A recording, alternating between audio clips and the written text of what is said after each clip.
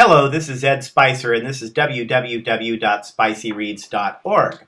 I have the pleasure of spending the morning with Corey Whaley, the morning after he accepted his Printz Award. Enjoy.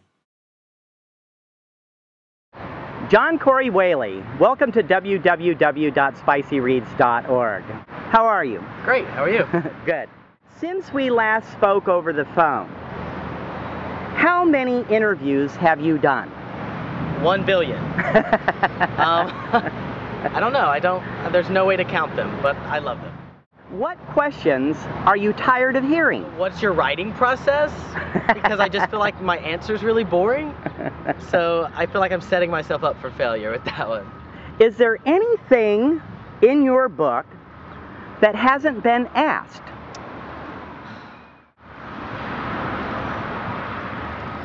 Wow. I'm sure there is. Now what I want to ask you, young man, lots and lots of accolades for your very first novel ever. Yeah. National Book Award, 5 under 35, the Flying Starts, the Morris, the Printz. That's an awful lot of success for a debut author. It's crazy. How do you see yourself in 10 years? 10 years? Oh boy. You want a funny answer or a real answer? A real answer, please. I hope that I've continued to only care about telling good stories. I just want to tell good stories. I hope I've got a few more books out, and I hope people love them and respect them. Can't win in Morris again. Do you see yourself winning the Printz again? Oh, I'm not answering that. I would never answer that. Ever, ever, ever. I just got my Printz last night, so. Well, I just want to see if you're going to be as concerned with quality. So I'm hoping that you will see yourself as somebody who could win the Printz or any other honor ever with your writing. Well, I mean, and that's very kind, and I'm most concerned with telling good stories. And whatever comes after that it's all great, and it's all just a great bonus. I'm proud of this book, and I want to consistently do work that I'm proud of. And I feel like if I'm proud of it, then that opens the door for other people to, respect it more. Now we're here in Anaheim. Tell readers your impressions ALA was like for you. It was amazing. I was at ALA last year in New Orleans, and it was great. I was a debut author. My book had been out for a little over a month. It was really cool, but I sort of felt like the new guy, It was great, but this year I show up and I can't walk across the floor because people sort of recognize me, and it's very, very strange to find yourself in that position. And you sort of dream about that when you're a kid. One of my favorite moments yesterday, I'm walking by, just happened to be walking by the Simon & Schuster booth at ALA, and there's a group of teenagers there. One of their teachers says, "Oh my gosh, that's John Corey Whaley, kids." And I don't know if they knew who I was, but someone from SNS was nice enough to bring over a stack of books, and we handed them out.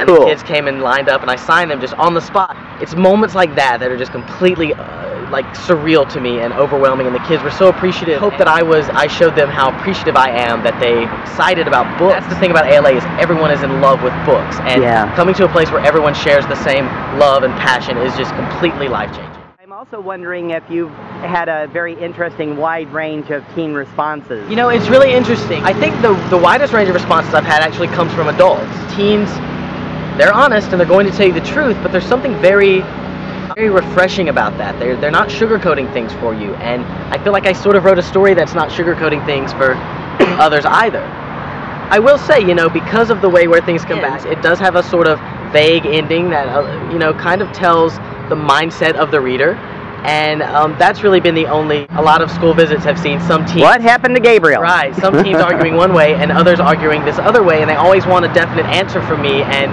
I'm just having so much fun listening to the dialogue about something I wrote, and so completely out of my mind excited that they are talking about my story, because I was a teacher and I've talked about stories for years. My whole life's been about telling other people's stories. Now, you're from Louisiana. Yes.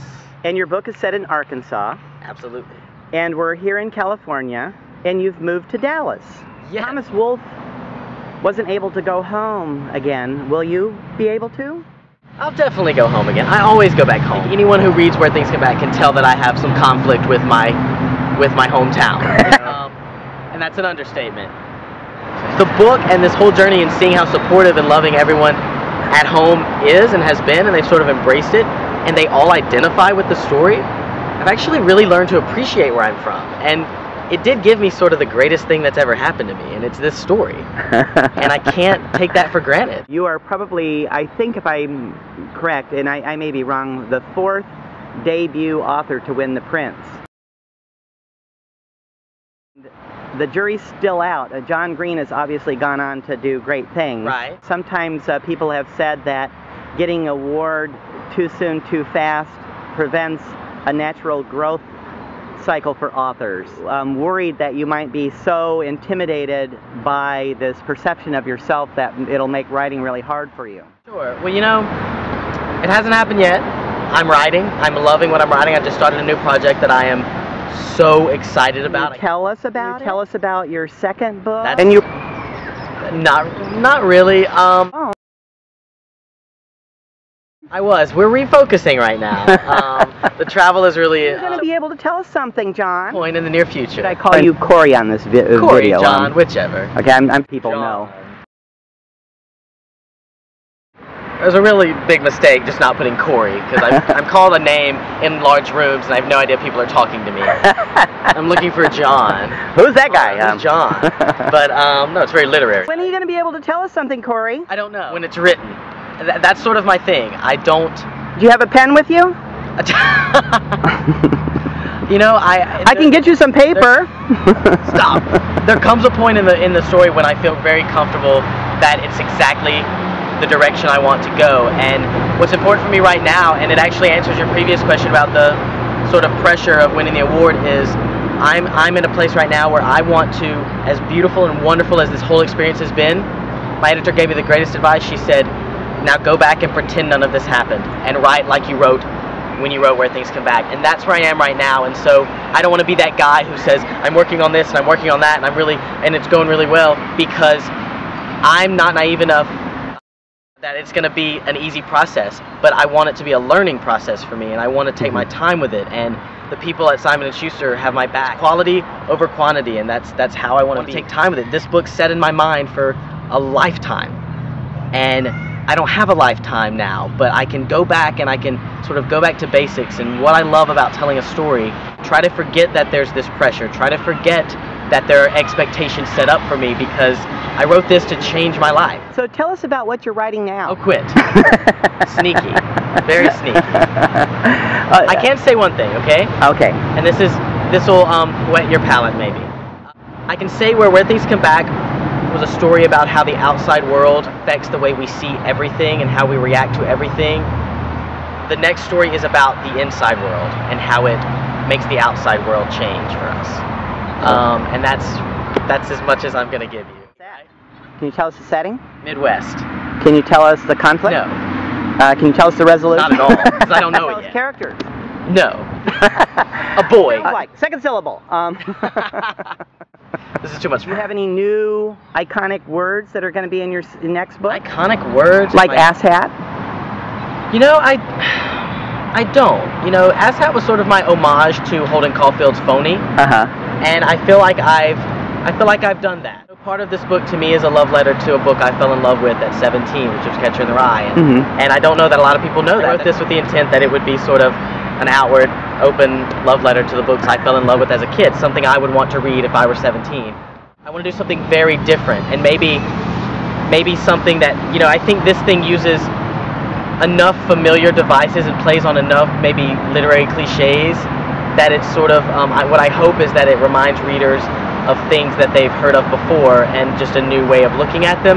Whereas what I want to do now is bring in things that are completely unfamiliar and see how much I can make new readers appreciate them. So really interested in doing very new, crazy things. Corey Whaley. Yes. Thank you so much for appearing on www.spicyreads.org. It's been a pleasure talking to you, meeting you, and most importantly, for me, falling in love with your crazy book. Thank you so much. It was a pleasure. Bye-bye. Bye.